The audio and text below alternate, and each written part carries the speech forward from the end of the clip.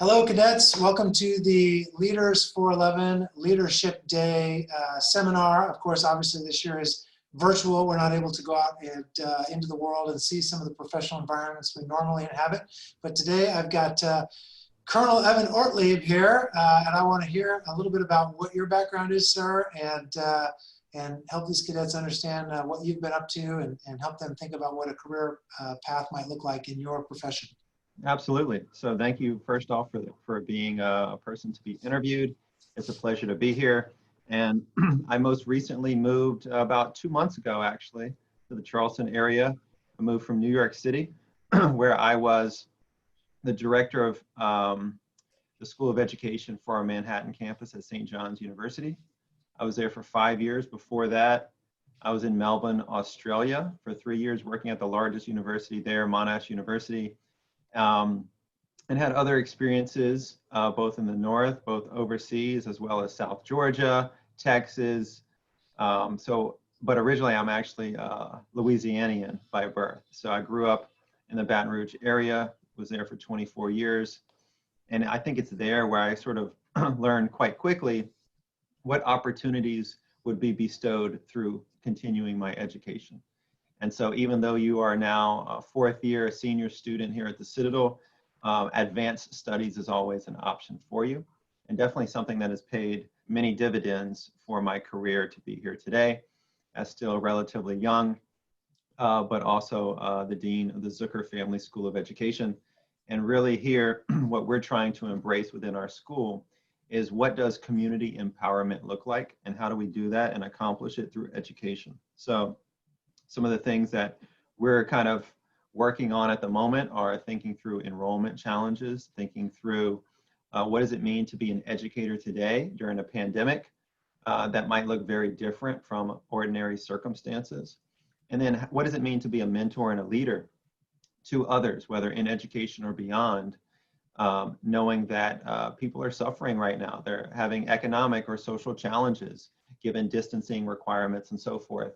And how do we sort of be that conduit to get them from point A to point B successfully and in ways that are both symbiotically beneficial to both them as well as our institution. Mm-hmm.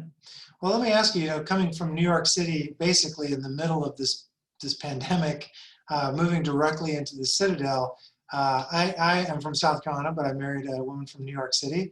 And I think she experienced a little culture shock when she got here to Charleston. I'd be very curious to hear how you felt about that. And then back to the sort of the meat of the interview, I'd love to hear how you saw the core values at St. John's play out in some specific examples, and then what sort of led you to the Citadel ultimately. So it's kind of three questions. But Absolutely, absolutely. So first off, to what degree was there a culture shock? And I would say not really. I mean, I'm from below the Mason-Dixon, if you will. And so having worked in South Georgia as well, I saw lots of cultural similarities.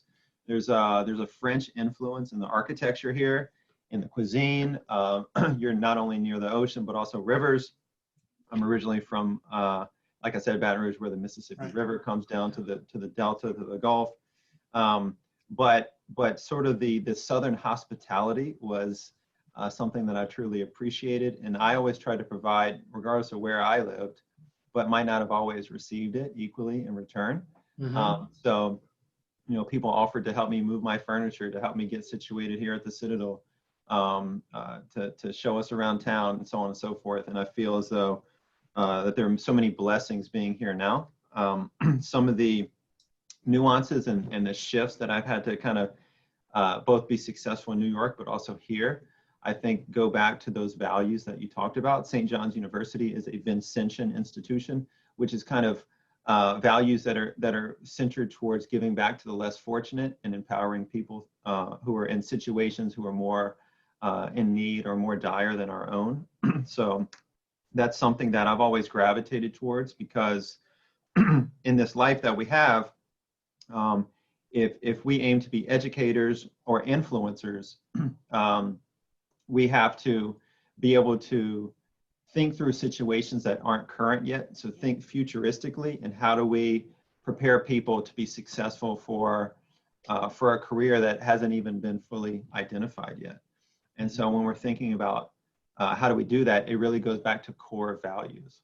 And that's one of the things that I actually pitched in my interview here that we're trying to live out right now. And that's all around being the hub for all things education. And hub is an acronym. So it means humanistic for the H in terms of how we approach individual students at the human level, right? I care about your personal and professional growth just as much as I do your academic growth. And so sometimes the affective domain, your interest, your engagement, your attitude, your self-efficacy, all those sometimes play second fiddle to academic issues, but in my opinion that they're equally important. So we're humanistic. We're also united. To me, that there was some opportunity within our school and within our community to be more united and to be able to advocate for issues in our community. And then the B stood for being bold, being entrepreneurial, not being scared to take risks that are calculated, and to kind of push the agenda when it comes to new programs, such as we have one in instructional systems design. So what does it look like to manage and to lead organizations when they're online, or when it's interdisciplinary in nature, or it's multimodal? So you're dealing with some people online, some people in China, some people local, some people. How do you navigate all of that? Or even what does the K-12 teaching world look like fully online?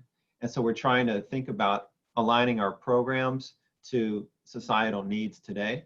And I think that can be accomplished through being bold in our vision and equipping ourselves through the mission and the day-to-day activities thereof. Sure. And I mean, wow, we got a real living laboratory for that right now. I mean, I have two small children, and everything got pushed online, and Right. you know, it's been interesting to see different schools responding in different ways. So it's really fortunate for Charleston that we have you and the School of Education, Zucker School of Education, thinking proactively and thinking forward about that. So, you know, as you know, a third of our cadets go into the military, and then even more go in a few years after that. But many of them get out after 4 years, and you know, I'm not sure what percentage of those, you might know, what percentage end up in education, either secondary or higher education. But what advice would you have for someone who's considering a career in education? What should they be thinking about right now? And what type of advanced degrees or training or even a mindset, an approach, what should they be thinking about if they're interested in pursuing a career in education? Yeah, I think for me, I grew up and I always wanted to be a scientist. I love experiments. I love rocketry. I loved all those kind of things. It was sort of the hands-on environment that really spoke to me. And it wasn't until I was in college that I had opportunities to tutor other kids in 3rd, 4th, 5th grade in science. And I realized quickly that reading comprehension, or the lack thereof, was stymieing their abilities to learn scientific phenomena. So for me, I came into teaching because I saw the critical need in our communities. With that said, I set out to be a science teacher to begin my career, to kind of hug that line between my content interest and also my passion to teach. And I ended up working my way towards literacy education overall. But with that said, my interests have remained wide. So here in my dean position, I'm able to collaborate with educational leadership, with counseling education, with literacy education, with math and science education across the board. And to me, that sort of opens up the best of all possibilities, is being able to collaborate widely.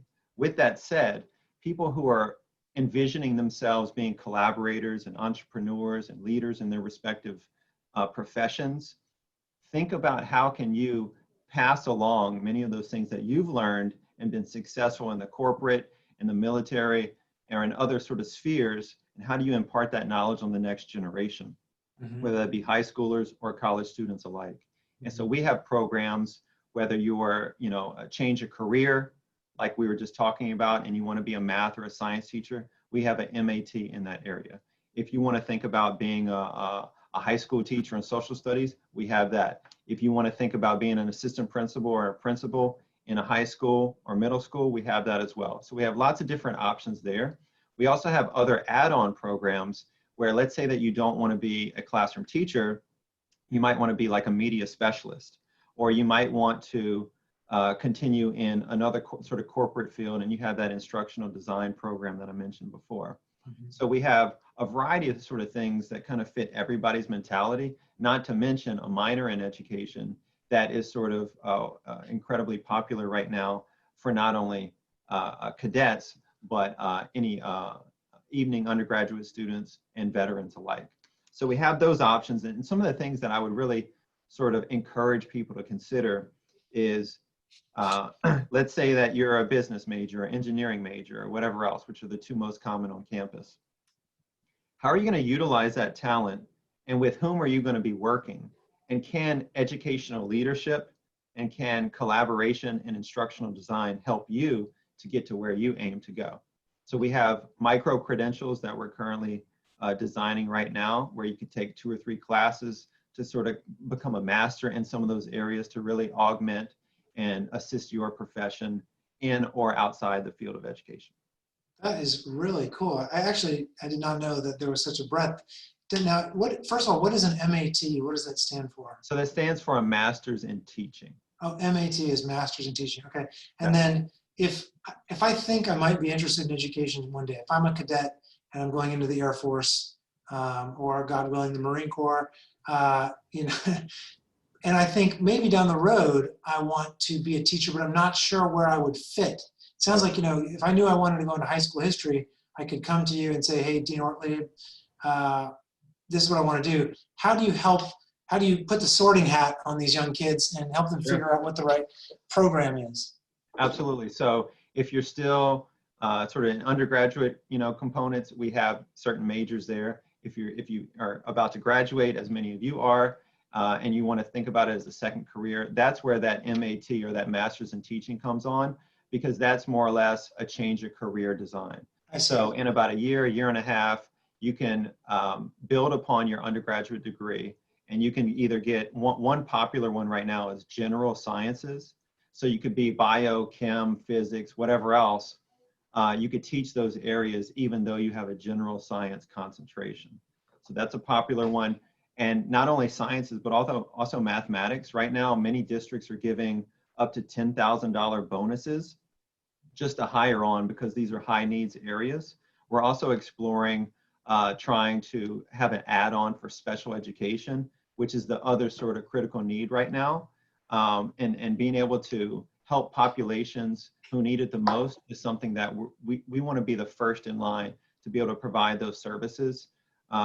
Because I'm a firm believer that some kids can learn on their own, some kids need direction, and some kids need a little more love, a little more support. And why not be the one to be able to help out in that regard? So whether it's special education, gifted education, TESOL, which is teaching English to speakers of other languages, all those sort of things are possibilities as add-ons to build upon that MAT degree. Yeah, I have to say that it sounds like you're bringing some of those values from St. John's and from your life here to the Citadel, which is to our benefit. When we talk about these values of honor, duty, respect, and when you're 18 to 22, that might feel regimented. You're very proud of this cadet undergraduate experience, but there's an underlying thread here, both in the undergraduate population, veterans, undergraduates, graduate college, that there's a real heart of service. And what you're describing here is like, if you feel that you have a passion for sharing with others, for mentoring them and teaching them, if you had a leadership role in the Corps of Cadets and you found it satisfying to mentor or teach, no matter what you go and do, that the Citadel, the Zucker School for Education is here for you to ask, seek, and then eventually get training if you decide that that's something you want to do in order to shift careers. Absolutely, and I think I can give you a sort of reverse example as well. So even though I started my career in education, I quickly realized that there were other societal needs that stemmed beyond just being in higher education or being a middle or high school teacher. So my family in 2009 started the Orlieb Foundation, and we give college scholarships to cancer survivors. Wow. So we realized in around that time that only certain states, the American Cancer Society, granted scholarships to, and it was doled out according to certain states. So only if you lived in 13 states could you get some of these scholarships. So we wanted to plug in and to be able to open that up to all the states. So that's where we created a nonprofit charity to be able to fill that gap while still utilizing one of the three-headed responsibilities that I have today in terms of research, teaching, and service. That's how I see service come alive, is through volunteerism, is through working with nonprofits, and through working with those same populations that need our support right now. Sure. And also, you know, as I understand that as educator, if you're a teacher out in one of our schools, universities, there's continuing education requirements and that sort of thing every year. Does the Citadel provide those sort of services as well? Yeah, absolutely. So we've been talking with St. John's High School recently. We're right now working with Georgetown District, with Berkeley, with Charleston County, with Beaufort. We're talking with Colleton next week.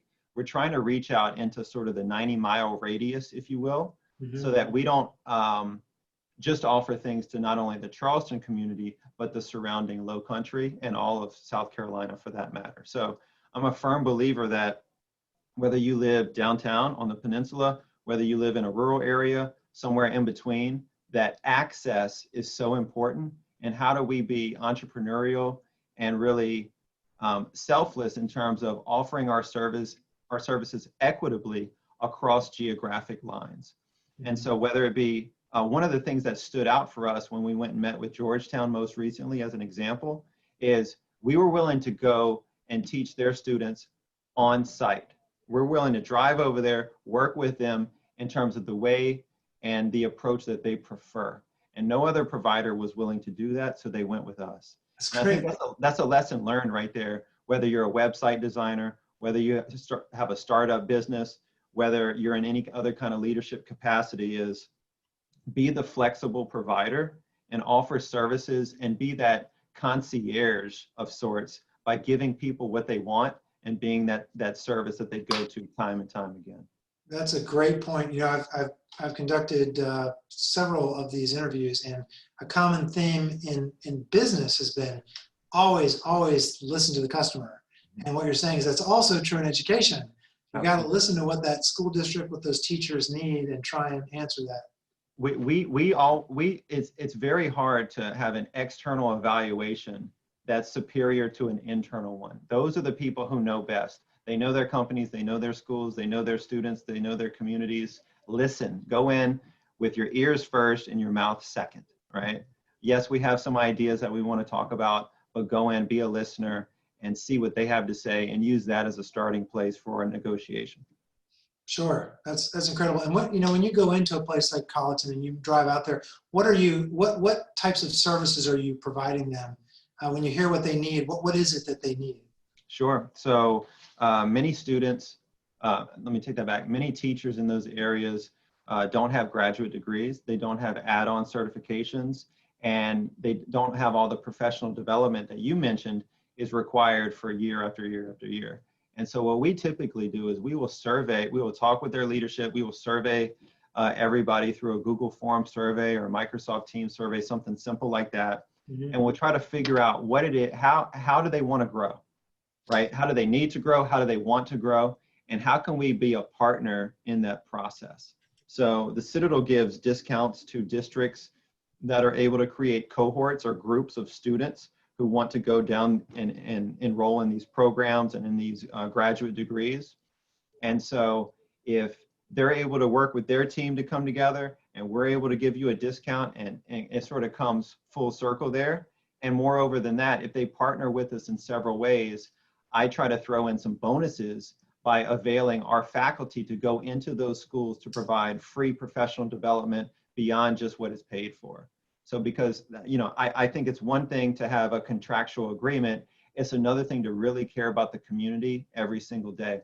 And I want us to really be seen as a family, right? We talk about the Citadel family all the time, and I want us to live that each and every day out in the field. Man, that is awesome. We are very lucky to have you here.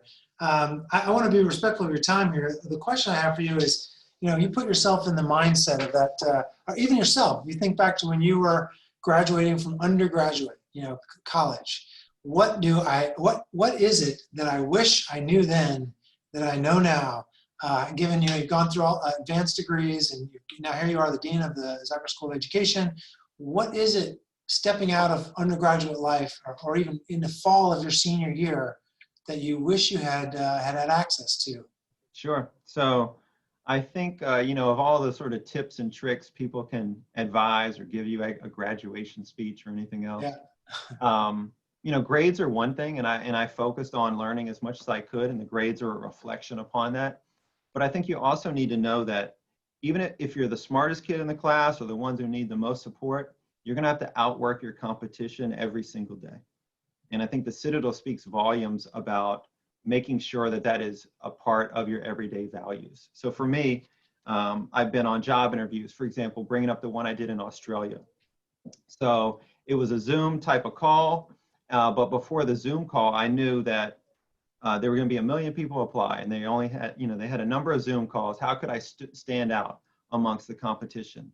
So I created a video ahead of time to talk about the research that I was doing, the advancements in teaching I was working on, and how I was living service out every single day. And I sent them the video. It was not part of the requirement. And at the end of the interview, I said, "Oh, did you get the video?" And they were like, "Yeah, we got the video, but we can't really talk about it." And so I realized that they couldn't talk about it, but that doesn't mean that it didn't make a difference.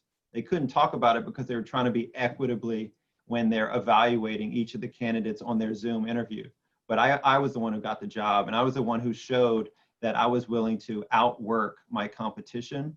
And sometimes you have to do things that are a little bit outside that box. I know it sounds cliche, but if you're not required to send a portfolio, then make one. If you're not required to do a video or create some social media or website about yourself, then do it. Could it be wasted effort sometimes? Yes, sometimes it will be, but sometimes it's going to pay large dividends, and that's what's going to put you in a position where early in your career, you can be further along that career ladder than other people might be. I think that is really great advice, because when you say thinking outside the box, the Citadel is very much like the box. I mean, this is, you check the boxes, the little boxes to get out of the big box. It's like, hey, I made it. I survived. I graduated from the Citadel. But making that transition is what this class is all about. It's about going from a very structured environment out into the wide world. And we know Citadel cadets are trained to work very hard. They can grind, and they can put up with a lot of things that their counterparts cannot in terms of workload and tenacity. The question is how to apply that with a little creativity to stand out, how to think about what the scaffolding is for that vision for 10 years down the road. And so it's really helpful to hear from a successful educator and education administrator and now dean of the school here, what that can look like and how to think about it at this age. So it's great to meet you. Hopefully next year we'll be doing this in person at an actual educational site. Absolutely. I'm happy to talk to everybody always. Feel free to stop by. I'm at 307 Capers as well. And I want to maybe stick in one more quick point. Sure. And that is an interesting exercise that I've tried before that actually in many ways has come to fruition, is sort of a 5 or 10 year resume. So what do you want your resume to look like 5 years from now or 10 years from now? And I did that exercise as part of my doctoral program at Louisiana State University. And from that, I created an Excel spreadsheet that what was 5 years look like, what does 15 look like, what is, so on. And so far I'm on track. I will say that I look back at that every 2 or 3 years. And so I sort of had job titles, I had money amounts, I had ages, at what age I would be able to do that. And if you kind of have those goals and you continually sort of track your progress and whatnot, I still think that looking long-term as well as short-term is definitely the way to go. That is, there's a lot of talk about how to manifest things, and I agree. Like, the word becomes flesh comes to mind, but you write down, literally get it out of your mind, what the future looks like. It's very hard to do. It's very easy to say, oh yeah, I know what that, but to actually put it in the real world and then have your conscious and subconscious working towards those goals that you framed out for yourself, that's very, very powerful advice. So thank you so much. I look forward to meeting you in person sometime, and welcome to Charleston, and good luck with the school over there. Thank you so much. It was my pleasure. Great.